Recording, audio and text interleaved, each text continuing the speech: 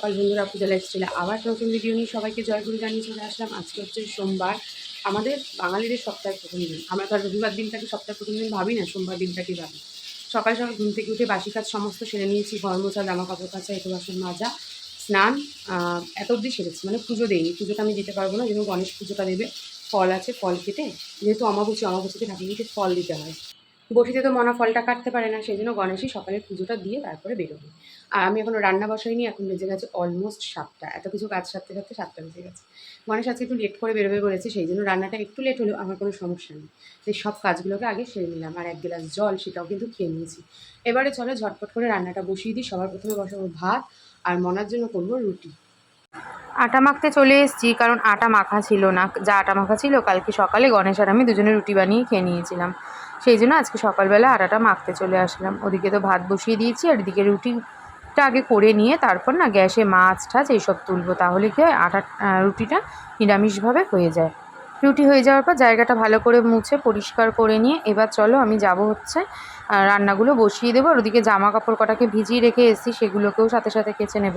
আর এই গ্যাস টেবিলটার সাথে সাথে না গ্যাসটা একটু মুছে পরিষ্কার করে নিলাম, এতেও অনেক বেশি পরিষ্কার লাগে দেখবে রুটি করার পর যদি এগুলো মুছে নেওয়া হয়। আর এদিকে চলে এসেছি লাল শাকটাকে এখন ধুতে নিয়ে যাব। জানো তো এখন অনেক না শাক কোচানো ছোট ছোট করে শিখেছি।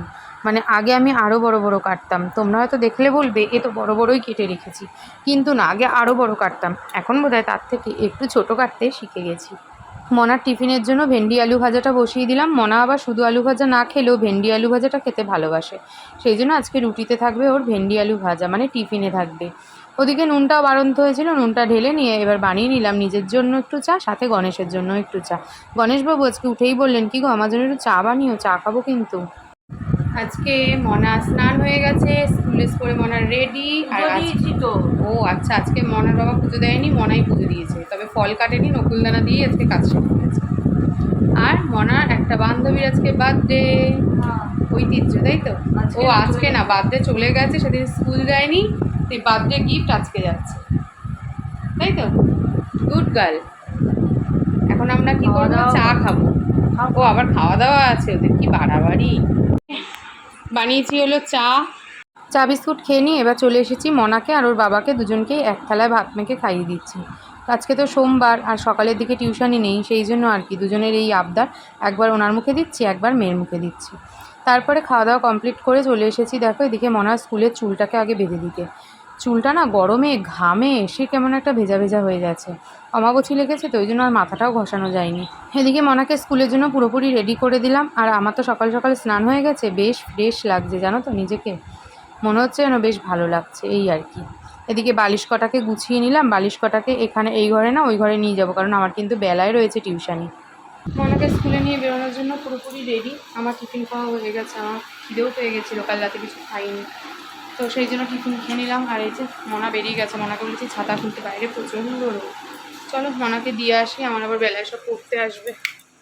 মনাকে গাড়িতে তুলে দিয়ে চলে এসেছি। সবার আগে বাসন কটাকে তুলে নিতে, বাসন বলতে কি বালিশ বলে ফেলছি, বাসন কটাকে সবার আগে গুছিয়ে নিতে। বাসনটা না গোছানো হলে না এই গামলার মধ্যে মনে হয় যেন এক ঝাঁক হয়ে থাকে।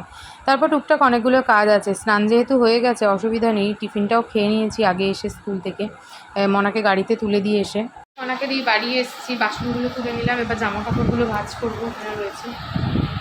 হঠাৎ করেই না তেমন যেন আমার মাসির জন্য মনটা খারাপ হলো। মানে যখন কাজ বাজ করছি কিছু ভাবছি না, যখন ভেতর দিয়ে তলিয়ে ভাবতে যাচ্ছি না যে মাসি আর নেই, মাসি আর আসবে না, কেন কি জানি ভেতর দিয়ে যেন কেমন একটা হয়ে উঠছে। মানে কাউকে বোঝাতে পারবো না যে ভেতরটা কেমন হয়ে উঠছে, যে মাসি আর নেই, মাসি আর আসবে না, মাসি আর আমাদের সাথে কথা বলবে না। এটা ভাবলে পরে যে এই ফিলিংস হয়তো কাউকেই বলে বোঝানো যাবে না। মানে আমাদের বাড়ির লোকের প্রত্যেকটা মানুষেরই হয়তো এই ফিলিংসটা কাজ করছে। কেউ হয়তো কাউকে বুঝিয়ে পারবো না যে কার জন্য কতটা, মানে মাসির জন্য আমার যতটা কষ্ট হচ্ছে, মার তার বোনের জন্য হচ্ছে, মামার তার দিদির জন্য হচ্ছে, এমনকি আমার ছোট্ট মেয়েটারও কিন্তু অনেক বেশি কষ্ট হচ্ছে। দেখে নিশ্চয়ই ভাবছো যে এখন দুপুরবেলা রেডি কেন হয়েছি। আজকে তো পড়তে আসবে, পড়ানো ধরো মোটামুটি 1:30 পৌনে 2 অবধি, 2টোর সময় মার সাথে একটু বেরোতে হবে। তখন উঠে ভাত খাবো না রেডি হবো, সেই জন্য রেডি হয়েই বসছি। উঠবো, উঠে 2টো ভাত মুখে দেবো আর মার সাথে বেরিয়ে যাবো। কমপ্লিট করে উঠতে মার সাথে বেরিয়েছিলাম, এখন বাড়ি ফিরছি। অল্প দুটো ভাত খেয়ে বেরিয়ে পড়েছিলাম। এখন প্রায় বাজে 3:30। মা গেল ব্যায়ামে, আমি এখন বাড়ি ফিরছি হেঁটে।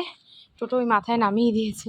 আজকে ভাগ্যিস মনার বিকেলে পড়া নেই, তাই বেঁচে গেছি, না হলে আবারও বেরোতে হতো। এখন বাড়ি গিয়ে দেবো একটা ঘুম, আধা ঘন্টা 1 ঘন্টা যেটুকুই হোক, একটু রেস্ট নেবো। তারপর তো আবার সব পড়তে আসবে, মনাকে আনতে হবে, প্রচুর প্রচুর কাজ। চলো বাড়ি যাওয়া যাক।